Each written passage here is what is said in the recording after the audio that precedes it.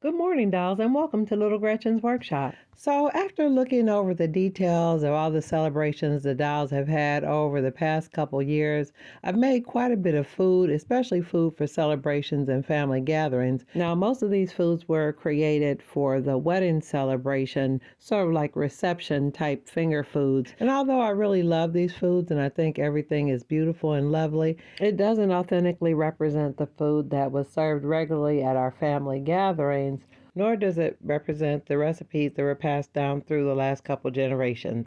So in this video, I'm going to share a few of the top contenders. So there's one food that is always welcome at every event, regardless the time of year. When it comes to the meats being served, somewhere on the menu there will be fried chicken.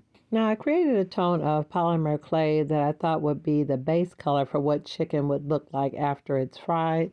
Now, I know this base color looks a little bit bland, but after the shading, it'll be fine. Now, when you're working on something like this, you're going to have to take your time because you want to focus on the scale so your pieces aren't too big. And it may be helpful to get some pictures of fried chicken to use as inspiration or a guide. But in this frame, I'm working on a piece to make it look as though it's a chicken wing. Now, for me, chicken wings come in first place, and second would be a chicken breast. Now, chicken thighs would be considered third place, and we generally reserve the legs for the children. Now, I'm working on a little tiny piece of tempered glass, and I'm really trying to trim it down to keep my chicken pieces in scale. Now, this is something you'll have to work with, and this took me a lot longer than it appears in this video. And it would be a good idea to keep a plate or platter nearby to help you stay mindful of your sizes. Now, any of your little fine rubber tools or clay tools will work really well. But if you don't have any clay tools, you can definitely use a toothpick, an orange stick, or a safety pin.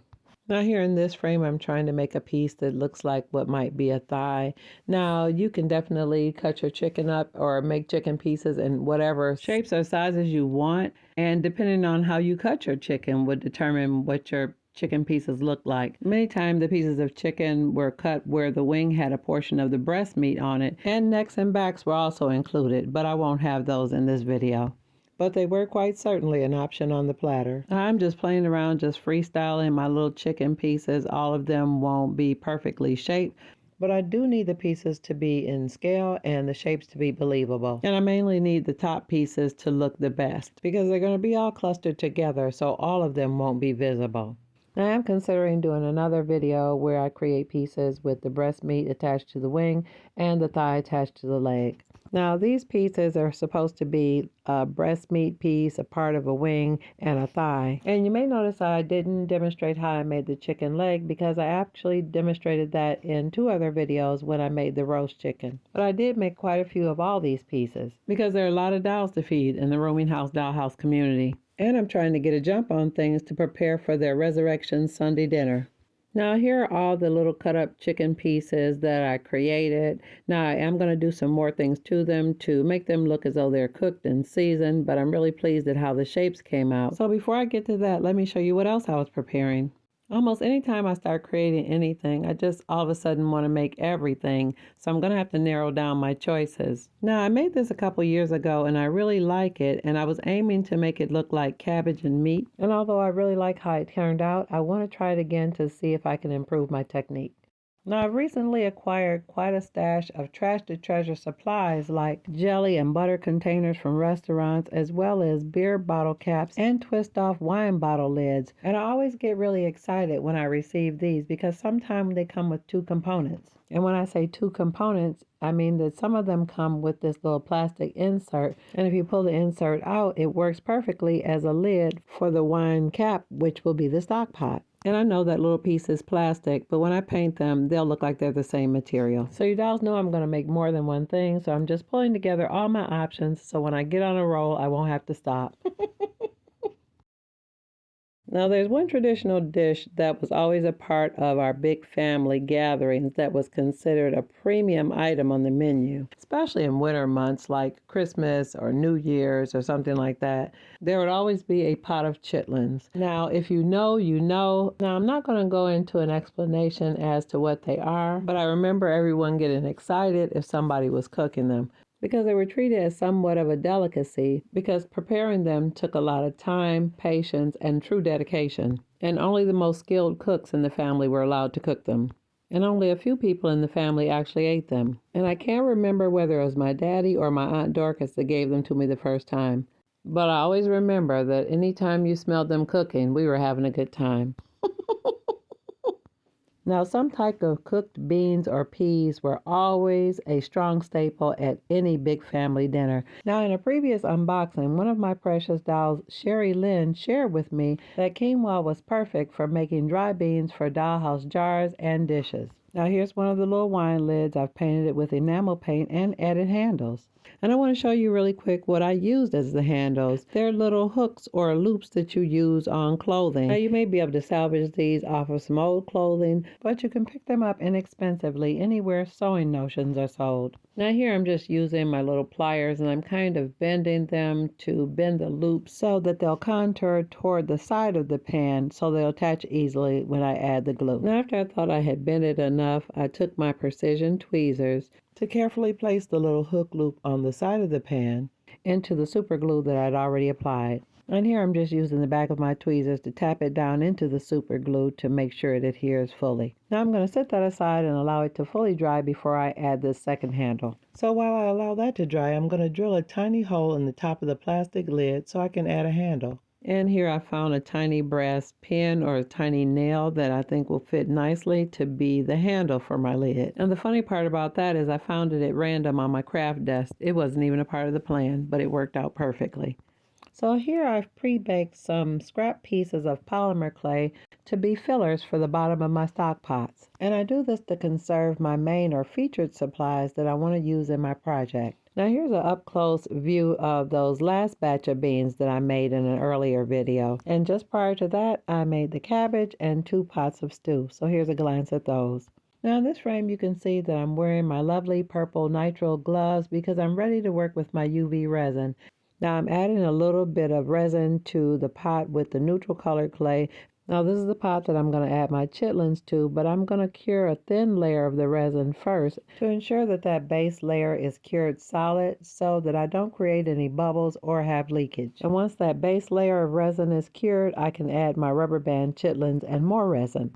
Now, I really wasn't going to show this part, but I did do another full pot of beans, and I will leave a link in the description so you can see my full video for beans and cornbread. But here I'm sanding a small piece of toothpick because I'm going to stick it into the pot of beans to give the impression that there's a spoon inside. And this little toothpick hack is really great for when you want to conserve your spoons for projects where they'll actually be fully visible. And I'm using another stick to just kind of manipulate things around to make sure that the beans kind of encircle and encase it so it doesn't come out after it's cured. My mom used to really get upset if someone left a spoon in a pot after they served themselves. I never understood why that bothered her so much.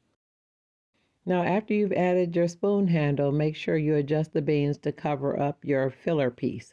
And then go ahead and pop it under your UV light so it can cure based on the recommended time for your resin. Now here's that filler piece that I cured inside the pan that I'm going to use to put the chitlins in. And I'm always so amused and amazed when I'm working with UV resin because it was one of those materials that I didn't have access to when I was a little girl. And I'm simply going to go ahead and put a few of them in on top of that part that's already been previously cured. Now the way I'm going to fill the chitlin pot is going to be the exact same way that I did the beans, carefully arranging things to make sure I cover up the base or filler piece. Now here I'm scraping off some pastels, and this is the black. I'm kind of scraping it off to make it look as though it's pepper or seasoning. Now in real life when you're seasoning chitlins, they always use the bay leaf and pepper and peppers. And although I'm not going to go that far, I am going to add some pastels in shades of red, green, and black so that it'll look like seasoning. Now that I've added all the seasoning, I'm kind of swirling things around because I don't want it to sit on top and I don't want it to settle around the edges of the pan. Now you want to take your time with this process and do it a little at a time, just like we did the beans. Put it on and give it some time to seep down and settle under the layers of the chitlins. Now be careful not to overfill your resin because you don't want to waste it and spill it on your table. Now this is edited video. I wasn't actually stirring it that fast, but I did manipulate it a little bit after I got the resin in to make sure that the seasonings were stirred in and they weren't sitting on top, and to ensure that the texture of the chitlins was visible. Now that I've got a nice hearty pot of chitlins all filled, let me go ahead and put it under the light to cure and work on the chicken. Now, I haven't decorated or added detail to my chicken yet. I just wanted to see if I had enough pieces to fill up this beautiful platter. Now, I really love this beautiful silver serving tray, which reminds me of the silver tea set my great-grandmother owned. It was really beautiful, but a real drag to have to clean. Now, if you're wondering what I baked my little pieces of chicken on, this is actually just a tile, a 4x4 square tile. And I always keep a few on hand, and I purchased them from my local home store. They're very inexpensive and very convenient because they allow me to create and bake all on the same surface. Now I can clearly see that I've created enough to put an ample amount on this big serving tray, and I do have enough spares to fill up another smaller platter or even a small plate. So while I'm at it, let me go ahead and see what else I've got. So I pulled out a few other little trays that I had to see how I can arrange the spares, and it looks like I could probably do 2 more plates or platters depending on the size. Although this is something that's always a struggle for me when I'm doing food or arranging food, because I'll have beautiful platter, plates, or bowls, and anytime they have lovely designs on them, I'm always reluctant to put food on top of them and add glue to secure everything because I want to see or preserve the pattern. And I love these little trays and they look so realistic, but I just can't bear the thought of putting glue on them and covering them up with food. So I'm going to opt for this plain white tray that doesn't have any colors or images on it and save these for something where they can be clearly displayed. Okay, time's up for me playing with my chicken pieces, especially now that I know that I have enough. So let me calm down, stay focused, and go ahead and work on the cornbread. Now, dolls, I've shown you how to make cornbread in the previous video, actually in the same video where I originally did the beans. But in the process of making things today, I was already on a roll. I filmed it, so I figured I'd go ahead and let you see. And besides, anytime you have beans or greens, you've got to have hot buttery cornbread. Now, my clay is still soft. I just shaped it out of some pans I have and removed it to add texture. And when I'm finished, I'm going to bake it right on the tile. Now, this clay is a lot lighter than my cornbread is going to be because I'm going to do shading and everything afterward. But right now I'm adding texture. And I'm adding a lot of texture to the inside because I want to make it look very coarse and crumbly. Because if cornbread is so tight and firm that it doesn't produce crumbs, I don't want any. Now here you can see from this angle, I cut a couple slices because if cornbread is good and it's hot, somebody's going to slice it. And I'm, like I said, really brushing it kind of hard to break free some of those little crumbs. And I'm using a teeny weeny little kind of wire brush tool, which is really great for creating this type of texture. But if you don't have one of these, you can use a toothbrush or a safety pin. And from this angle, you can see I've already cut slices out of the round cornbread, and I'm just cutting a big chunk out of the rectangle piece as well. Now, working on these tiles makes everything very convenient because it keeps your clay cool and firm so that it doesn't distort the shape when you cut it. So at this point, go ahead and add your texture and bake your clay based on the instructions of your package. Now, dolls, in this frame, I'm attempting to make more cabbage and some leaves for some greens. Now, you can see that really dark green piece I've created by adding a combination of all the shades of green I own with black to get that deep, rich, dark color that looks like, to me, collards or turnip greens after they're cooked. And I'm using this method that I call kind of the drag method. I smush the clay as thin as possible, and you get these kind of fragmented pieces that are a lot thinner and more believable than the last time that I tried to make leaves for collard greens in miniature. And if you're new at making polymer clay food, take your time, play with it, experiment, and you'll be amazed at what you discover. So dolls, here I am with my pot and the filler piece of clay. I'm adding the first layer of resin, and always be careful not to make this first layer too thick. And while that layer of resin is curing, let me show you what my greens and cabbage look like now that they're baked. Now all these pieces are nice and firm. I can break them, manipulate them, crush them, do whatever I like to create the look that I'm trying to achieve. And I really love that this batch looks a lot more like cooked leaves than my first attempt at collard greens a couple years ago. And now that my first layer of resin and the filler piece are cured, I'm adding a top layer of my greens, being mindful to cover the entire filler piece so that none of it is showing. Now, if at all possible, create your filler piece with the same color or tone clay that you're using to fill your pot. Now, in my project, I just happened to have a lot of multicolored scraps, and it worked out just as well. So, dolls, I'm really excited about this new technique for making the leaves for my greens, and I really feel like this is going to work out really well for a lot of other foods. And I did add a couple pieces of ham before I cured it. So let's knock out this cornbread so I can get to the chicken. Now, I was really excited about getting this part finished so I can move on to the next thing, but sometimes you have to calm yourself down and stay on course with what you normally do. Now, I started to add the eyeshadow colors to give my bread a toasty color, and I realized it really wasn't working out because in my haste to get this part completed, I didn't add the acrylic paint. And I really love to use acrylic paint and alcohol wash on things like this because it kind of creates like a little catchy surface that gives the eyeshadow and other things I use for shading to stick to. Now here I am mixing in the alcohol with the acrylic paint, and watch how quickly these pale yellow pieces of clay transform almost instantly. Now if you don't have alcohol to mix with your paint, you can still use water and it will give a very similar effect. It's just going to take longer to dry. So when it comes to shading, I do prefer alcohol over water with my paint. And it kind of leaves the surface of the clay a little bit tacky, which makes it perfect for when you add the other shading.